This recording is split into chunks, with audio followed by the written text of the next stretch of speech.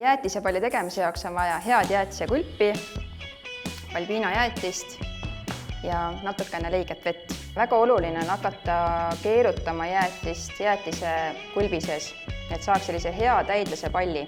Et mida rohkem keerutad, siis sellega tuleb kogu aeg jäätist juurde. Nii, proovime kohe esimest teha. Nii. Ja vahepeal on siis hea, kui jäätisekulp kasta vee sees natukene nagu märjaks, et tekib selline soe efekt jäätisekulbi juures. Ja väga oluline on ka siis jäätisekulp ära kuivatada.